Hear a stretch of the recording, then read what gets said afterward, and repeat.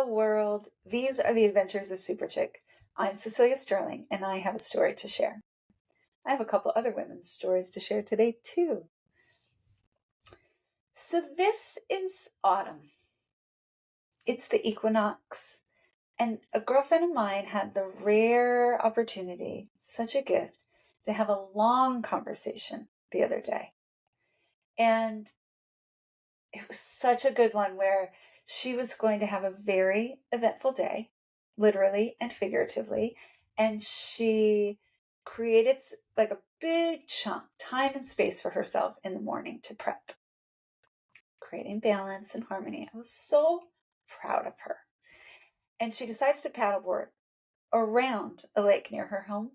And I love that idea of like a long course because as much as it's important to relax each day, and I talked about this the other day, like put rest and relaxation on your to-do list. And you can take 3 deep breaths and that's relaxing. And you can do a 10-minute meditation and put your feet up and close your eyes and that's relaxing. But a good hour, hour and a half allows that unwinding. And I imagined her getting like a third of the way around the lake to where she may have arrived at relaxation and then got to be in it for a while, right? And glassy lake, just warm enough for her to be able to dive in, but won't be next week. So you feel that edge. There's a warmth and a crispness in the air. And, you know, when there's change, you're noticing increases, right? And I kind of loved that awareness that like, oh, we are going into a new season. And that does help us notice what we were doing before, what we used to do, what we want to do differently now. And that's so good for us, that sort of tuning in to ourselves.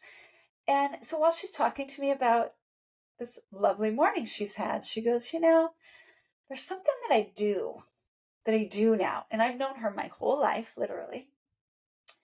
And she's never told me this before. And she even got a little subconscious telling me. And she said, I sing. I sing now sometimes when I'm on my paddleboard. And I kind of talk and I like free flow. And, you know, in the end, I could never say it again or recreate it in my mind. Even the things that I got just right, like, oh, I'm definitely saying that next time I see that person. Like, it's gone. It's been expressed. And I was just so proud of her for creating the time and space to express herself authentically to herself, to the world, but not an audience, not needing anyone else's response, right? Sort of expression for the sake of it, for the movement of the energy, for the creation of those words that articulate a feeling or a moment or a thought, and then they go like a breath. And I just loved her enjoyment of it, even in telling me, and thought it was interesting, you know, that she was a little self-conscious about telling me that she had been expressing herself. And I was like, girl, when I used to drive to Los Angeles twice a month, you know, 2 hours, sometimes 3 hour car rides back and then forth, I would sing often at the top of my lungs almost the entire time. And I think it was during COVID that it was this sort of like, wait a minute. I used to express myself singing, screaming at the top of my lungs 8 hours a month. Where am I going to find that with everyone home and a new baby? And certainly not in the shower. I hardly get a 5-minute shower, right? That was really therapeutic, that expression. And I was in the car by myself. There were a couple times I went with someone else and I'd be like, because I'm not singing the whole time. And so I really loved that she was enjoying this. And then I loved being reminded of it. And then, you know, a day or two later, I see this Instagram post and it's this woman who I used to work with. She wrote the most eloquent, beautiful Instagram post naming her feelings, expressing how she had just experienced a really scary medical experience with her child, who then was fine, and how graceful she and her partner had navigated it. And she's naming all of these important parts. I'm like, oh, this is beautiful. Beautiful expression, wonderful sharing for your community, being seen and heard. And I immediately, sort of divisively, worked against myself and thought, I don't need to do the Adventures of Super Chick. I don't need to remind people that they're the lead character in their own lives. Look at these women. They know it. They're doing it. And, it's kind of hard to show up and be seen and heard weekly. It's vulnerable. I don't need to do it anymore. So I sort of worked against myself, which is one of the things we do. And I immediately shared that with someone, and they like, boom, universe is like, girl, immediately responded. Some people will say, I was thinking about writing a book, but all the books have already been written, or I was thinking of writing a song, but all the songs have been written. And then there's a new song or book comes out, and it's the favorite thing you've ever experienced. Or simply an Instagram reel that you have read 1 billion times, but this particular moment you see it, you read it, and it's exactly what you needed on that day at that time. That's community, right? Our community, our social network is alive. And energetically, I believe we get what we need when we need it. And so offering up what we have to say, offering up feelings, offering up sharing is very valuable. And here I am. I'm not closing up shop just yet. But, I've mentioned this before. I have what I call a game that I play with the universe, which is real life bingo.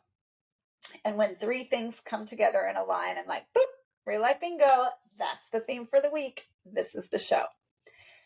So right after I've heard my girlfriend's description of, this beautiful description of fall and the season changing, I then see that post on Instagram. I'm reminded of how important it is for us to express ourselves. And I'm at the playground then. A fellow mother is there, and we're chatting about this and that. And she refers to something that her child was learning that day around emotional intelligence. And I believe there's some kind of curriculum around a Mr. Turtle. It's the first I've heard of it. And I'm like, oh, what's Mr. Turtle? And she says, well, the turtle helps sort of represent for kids that sometimes we need to slow down. Sometimes we need to take a break. Sometimes we need to go into our shell. And I'm like, oh, that's, that seems great. I'm like soothed, my shoulders drop. I like relax just in listening to it. And I've received a lot of education around emotions. I learned that I was having a lot of emotions that I didn't realize I was having. I was calling a lot of different things one thing, but they were actually lots of different emotions. And that's unpacking, right? Like I started learning that naming them was helpful. I started unpacking why I was so quick to go back into my shell. I started learning about the fact that as an empath, I was experiencing other people's emotions in addition to mine. They weren't actually all mine. And I started learning some ways to discern that and to take good care of myself, hold my own hand. So and it's learning, like emotional intelligence is something that I really value. I feel like I'm, many years in and still at the intro level of courses. But so grateful that our kids are getting a clearer education around emotions earlier. And I love how authentically preschoolers express themselves. I love it. And the teachers and I talk about it, and the moms and I talk about it. Like, we are grateful for it. It's challenging to navigate, and we're welcoming it into our lives. And I think that's really important and beautiful and human. But it sort of reminded me, again, in having heard these other friends' stories around expression, that like it takes some time and space to express, a sort of priority for that. And I have created that here with this show.